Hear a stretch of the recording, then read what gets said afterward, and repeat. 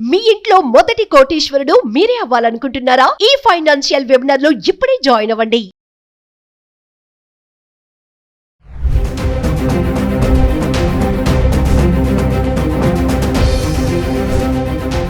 Hi hello నమస్తే, welcome back to Suman TV. ప్రస్తుతం మనతో పాటు ఉన్నారు consumer welfare committee chairman Mandadi Krishnareddy గారు. నమస్తే సార్. నమస్తే అమ్మా. సార్, ఇప్పుడు అమెరికాలో ఉన్నటువంటి మన స్టూడెంట్స్ పరిస్థితి ఎలా ఉందంటే, ఒక ఫోన్ వచ్చినా, ఈమెయిల్ మెసేజ్ వచ్చినా కూడా భయపడుతున్నారు, ఏం మెసేజ్ వస్తుందా అని చెప్పేసి.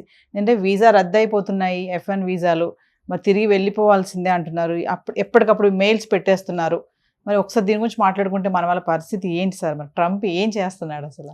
ఈ మధ్య అంటే సహజంగానే ఎడ్యుకేషన్ ఇన్స్టిట్యూషన్స్లో చాలా ఎడ్యుకేషన్ ఇన్స్టిట్యూషన్స్ అమెరికన్ గవర్నమెంట్కి అమౌంట్ పే చేయడం లేదు, అంటే ట్యాక్స్ రూపంలో పే చేయడం లేదు. ఎందుకంటే ఎడ్యుకేషన్ ఇన్స్టిట్యూషన్స్ ఎగ్జామ్షన్ ఉన్నాయి చాలా వరకు. మన దగ్గర ఎలాగైతే సొసైటీల కింద, ట్రస్ట్ల కింద ఎడ్యుకేషన్ ఇన్స్టిట్యూషన్స్ ఉంటాయి. ఎడ్యుకేషన్ ఇన్స్టిట్యూట్ ట్యాక్స్ కట్టవు. మన ఇండియాలో కూడా ట్యాక్స్ కట్టవు. ఎంతసేపు ఏం చెప్తారంటే అదంతా ప్రాపర్టీ కింద చూపిస్తారు. ఆ వచ్చిన లాభాలని ప్రాపర్టీ కింద చూపిస్తారు. చాలా డొనేషన్స్ రూపంలో చూపిస్తారు చాలా వరకు. కొంతమంది అసలు ఏమీ చూపించరు, డబ్బు తీసుకుంటారు, వాళ్ళకి సీట్లు ఇస్తారు. ఈ రకంగా ఎడ్యుకేషన్ మంత్లీ ఫీజెస్ కూడా చాలా ఎక్కువ కలెక్ట్ చేస్తారు, తక్కువ వాటికి రిసీట్ ఇస్తారు. ఇట్లాంటివి జరుగుతాయి. ఇది అమెరికన్ సిస్టంలో కూడా కొంతవరకు ఉన్నాయి. అంటే ఎగ్జెంప్టెడ్ ఫ్రమ్ ది ట్యాక్సెస్ నుంచి కొన్ని యూనివర్సిటీస్లు నియమించబడ్డాయి. ఈ స్టూడెంట్స్ వల్ల మనకు పెద్దగా లాభాలు ఏమున్నాయి? ఏదైనా వస్తే ఇస్తే ఆ యూనివర్సిటీసే పంచుకుంటాయి తప్ప, తీసుకుంటాయి తప్ప, ప్రభుత్వానికి దానివల్ల వచ్చే ట్యాక్సెస్ ఎక్కువ లేవు, దానివల్ల పెద్ద ప్రయోజనం మనకు లేదు అనేటువంటి నిర్ధారణకు వచ్చారు వాళ్ళు.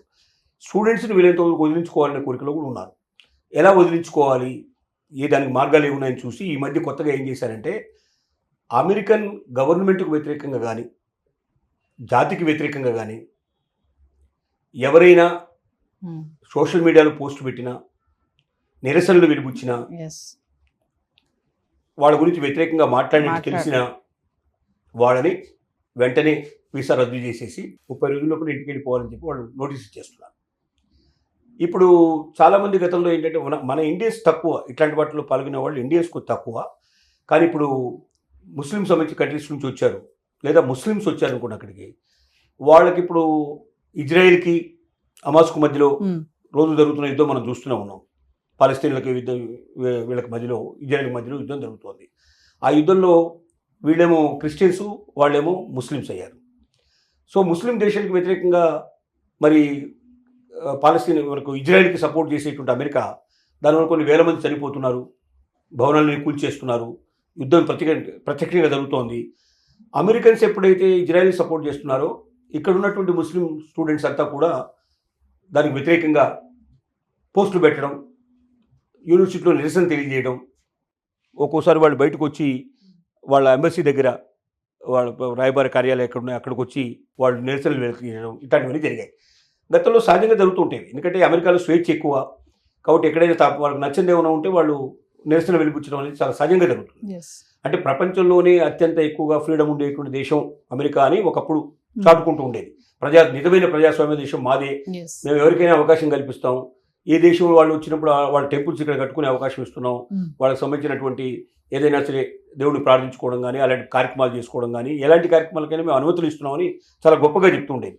ఇప్పుడు ఏం చేశారంటే, ఎవరైనా అమెరికాకు వ్యతిరేకంగా, ప్రభుత్వానికి వ్యతిరేకంగా కావచ్చు, అమెరికా జాతికి వ్యతిరేకంగా కావచ్చు, ఎవరైనా విమర్శించినట్టయితే, లేక ఎవరైనా నిరసనలు వెలిబుచ్చినట్టయితే, పోస్టింగ్లు పెట్టినట్టయితే వాళ్ళని వెంటనే వీసా రద్దు చేసేసి పంపించాలి అనే నిర్ణయానికి వచ్చారు.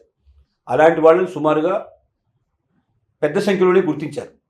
వాళ్ళందరికీ ఇన్ఫర్మేషన్ పంపించడం ప్రారంభించారు. ప్రతిరోజు అదే జరుగుతోంది, ప్రతిరోజు కూడా చూస్తున్నారు. ఇంకోటి, ఇంతకుముందు సోషల్ మీడియా అంత పెద్దగా పట్టించుకునేవాడు కాదు, కానీ ఇప్పుడు ఏం చేస్తున్నారు, ప్రతి స్టూడెంట్ దగ్గరికి వెళ్ళి వాళ్ళ సోషల్ మీడియా డీటెయిల్స్ అన్ని తీసుకుంటున్నారు. వీళ్ళ సెర్చింగ్ మొదలు పెడుతున్నారు, యూనివర్సిటీస్కి వెళ్ళి కూడా ఇన్ఫర్మేషన్ తీసుకుంటున్నారు కంప్లీట్గా. ఎందుకంటే అది పాలసీ డెసిషన్గా తీసుకున్నాను. స్టూడెంట్స్లోని వీలైనంత వరకు పంపించాలి, స్టూడెంట్స్ ఇక్కడ ఉండడం వల్ల మనకు పెద్ద ప్రయోజనం లేదు అని నిర్ణయానికి వచ్చారు. అందుకే ఏ వర్గాల్ని వీలైనంత వరకు తగ్గిస్తే మనకు బెటర్గా ఉంటుంది, దానివల్ల అమెరికా కాస్త రిలీఫ్గా ఉంటుంది, అమెరికాకు ఆదాయాలు రావడానికి ఇతర మార్గాలు ఏమేమి ఉన్నాయి అనేది చూస్తున్నారు. కొంతమంది వీళ్ళందరూ ఖాళీ అయిన తర్వాత ఏం చేస్తారంటే ఎడ్యుకేషన్ సిస్టమ్ కూడా మార్చేస్తారు. ఎడ్యుకేషన్ వల్ల కూడా అమెరికన్ గవర్నమెంట్కి ట్యాక్సెస్ వచ్చేటట్టుగా ప్రయత్నం చేస్తారు. సో దానికి ముందు ఇప్పుడు వాళ్ళు ఉంటే వీళ్ళు ఫ్రీగా చదువుకొని వాళ్ళు కట్టాలంటే ఎవరు ముందుకు రాకపోవచ్చు.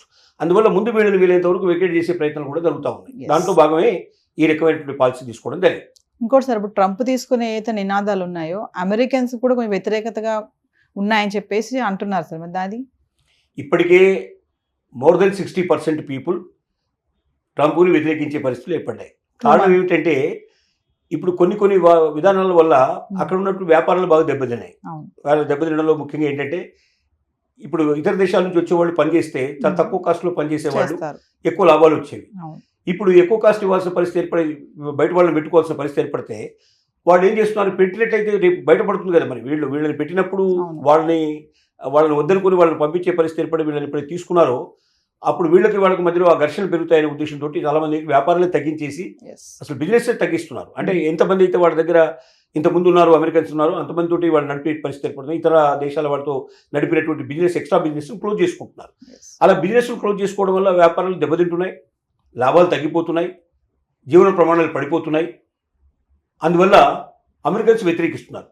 ఇప్పుడు మోర్ దెన్ 60% ఆల్రెడీ ట్రంప్కు వ్యతిరేకంగా ఇవాళ ఉన్నట్టుగా మనకి ఇన్ఫర్మేషన్ వస్తుంది. అంటే యూనివర్సిటీస్ కూడా కొన్ని మన వాళ్ళకి మద్దతు ఇస్తున్నారని చెప్పి కూడా ఆరోపిస్తున్నారని చెప్పి ట్రంప్ వరకు వెళ్ళడం జరిగిందంట సార్. అది కూడా అలర్ట్నెస్ అంటారా ఇదంతా కూడా? ఒక రకంగా కారణం కూడా కావచ్చు. ఎందుకంటే యూనివర్సిటీస్ బతుకుతున్నవే ఎక్కువగా ఫస్ట్ చైనా, నెక్స్ట్ ఇండియన్స్. ఎక్కువ ఉండేది వీళ్ళే, ఫస్ట్ వరుసలో వాళ్ళు ఉంటారు. చైనాకి ఎక్కువ మంది ఉన్నారు, చైనా స్టూడెంట్స్ ఎక్కువ ఉంటారు. చైనా స్టూడెంట్స్ తర్వాత నెక్స్ట్ ఇండియన్ స్టూడెంట్సే ఉంటారు. ఈ రెండు దేశాల వాళ్ళతో ఎక్కువగా నిండిపోయి ఉంటాయి. మిగతా వాళ్ళంతా చాలా తక్కువ పర్సెంటేజ్. ఈ రెండు కలిపితే 75% ఉంటే మిగతా అంతా కలిపితే 25% ఉంటారు. సో ఈ రెండు దేశాల వల్లనే బాగా దొరుకుతున్నాయి. కాబట్టి వీళ్ళకి తగినటువంటి లెక్చరర్స్ని, ప్రొఫెసర్స్ని తీసుకోవడం మన వాళ్ళతో నిండిపోయింది అక్కడ. తర్వాత ప్రతి హాస్టల్లో కూడా ఎంప్లాయీస్ని మన వాళ్ళని పెట్టడం, యూనివర్సిటీ క్యాంపస్లో కూడా ఎక్కువ మంది ఇండియన్స్ పనిచేయడం, ఇట్లాంటివి కూడా జరుగుతున్నాయి. అనే వరకు ఏమవుతుంది, మరి అంత మేనేజ్మెంట్ దగ్గర నుంచి మొదలు పెడితే కిందాక మేనేజ్మెంట్లో కూడా కొంతమంది వెళ్ళి ఇక్కడ పార్ట్నర్షిప్ తీసుకునే వాళ్ళు ఉన్నారు. అంటే అక్కడ యూనివర్సిటీలో మన ఇండియన్స్ వెళ్ళి పార్ట్నర్షిప్ తీసుకున్నారు. తీసుకొని వాళ్ళ రాష్ట్రాల్లో వాళ్ళు ప్రచారం చేసి ఎక్కువ మంది వచ్చేట్లు చేస్తున్నారు. సో ఒక రకంగా ఇవి ఇండియాకు అనుకూలంగా లేదా ఇతర దేశాలకు అనుకూలంగా ఉండేటువంటి పరిస్థితి తయారవుతున్నాయి. కాబట్టి యూనివర్సిటీలో ఆ ప్రాబల్యం కూడా తగ్గించాలి అనేది కూడా ఒక ఆలోచన దీని వెనుక ఉన్నట్టుగా మనకు అర్థమవుతుంది. సో వీసా అయితే రద్దు చేస్తాం, ఎప్పటికప్పుడు ఎక్కడికక్కడ అలర్ట్నెస్, తట్టాబుట్ట ఏ క్షణంలో ఎవరికి వస్తుందో వీసా రద్దు అనేది ఎవరికి చెప్పలేని పరిస్థితిలో ఉన్నారు. ప్రతిరోజు దినదిన గండం 100 ఏళ్ల ఆయుష్ లాగా బతుకుతున్నారు ఇప్పుడు అక్కడ మన వాళ్ళు. Thank you sir.